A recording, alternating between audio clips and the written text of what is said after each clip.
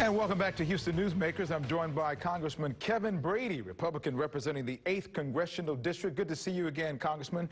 Always good to see you. Good to see you, Khambrel. Thanks for having me. You're welcome. Hey, we've got some, I want to talk to you about the recent increases in COVID-19 cases in our region and our state. It's getting to be a pretty hairy situation. Your district has seen increases as well. What's your biggest concern about what's happening now?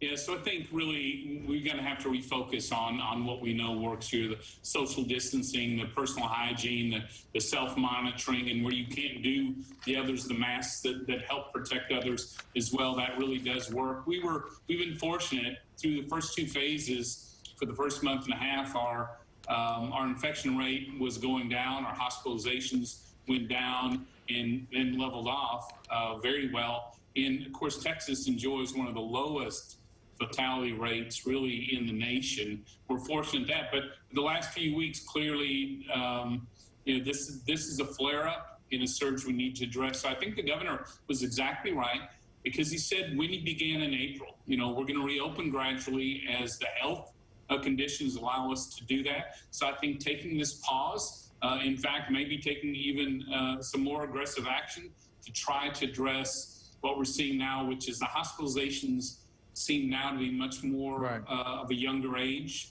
The good news is they'll more likely leave that hospital, but still, we want to make sure, that we don't challenge the capacity. We're fortunate, Khambrel, here in the Houston region and in my district, our local healthcare community has been remarkable in being over-prepared for this, and thank goodness. No thoughts about perhaps reopening too quickly? You think we opened about the right pace? No, we had to. In fact, the country had to, because the long-term damage to families and the unemployed, I think, would have been not just extremely unhealthy, would have really changed their lives forever as well. And so, yeah, we can do both. Reopen safely and reopen this economy, but we got to pay attention to flare-ups like this. Right.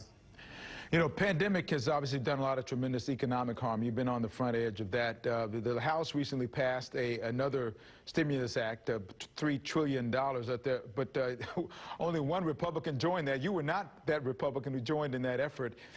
What were your objections to that stimulus package? And now I want you to talk about your proposed legislation for this bonus, back-to-work bonus that you're asking about. Yeah, so here I had two big concerns. One, this is the first time in the pandemic that one party win it alone. The four packages we put together have been bipartisan.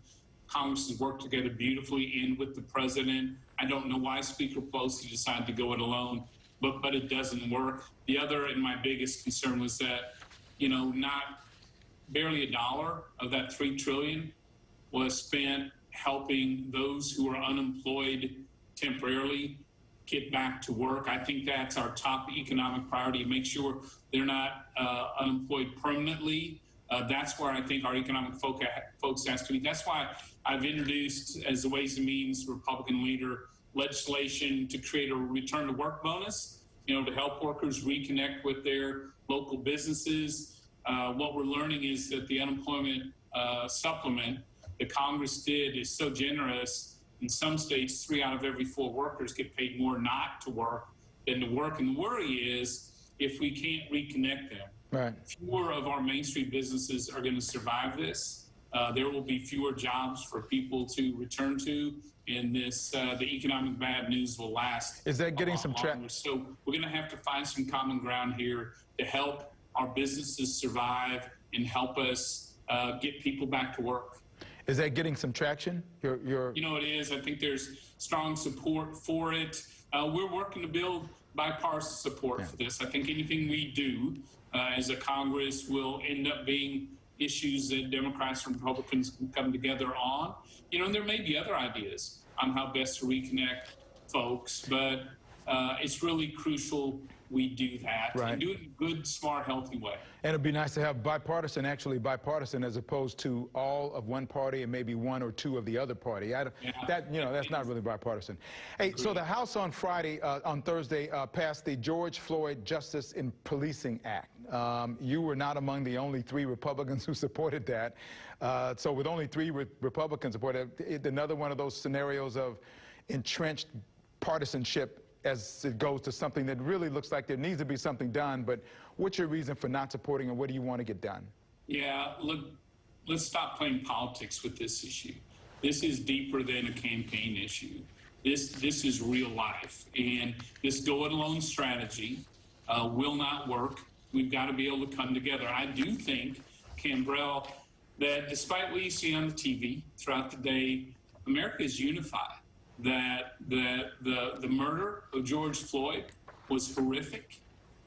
We want justice for Mr. Floyd's family.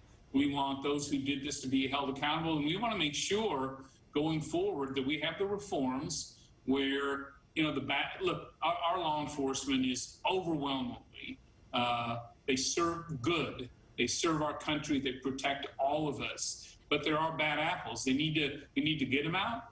We need to keep them out.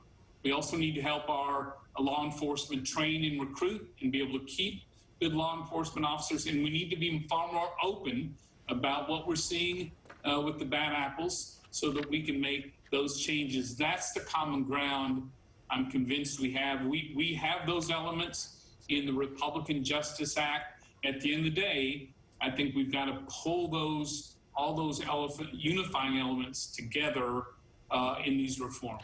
30 seconds left. You're optimistic that this sort of thing can get done? Are you close enough? Yeah, I am, but I will say yes. In Washington, yes.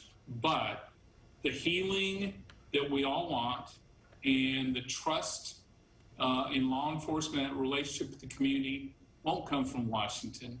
It'll come from back home in our communities. That's where each of us as business leaders and elected officials, law enforcement, and faith leaders are going to have to come together, have really uncomfortable conversations, and work together to heal. That is going to happen back home in our communities. Congressman Brady, thank you so much for your time. Thank you for your support of this community and what you do. Your constituents love you, and you know, even though you won't invite me to a barbecue, I still love you too. So that's going to happen sooner or later. It's going to happen, Khambrel. You knew that was coming. On TV, so I've got to do it. Thank you, sir. Appreciate you. See you next time. Stay safe.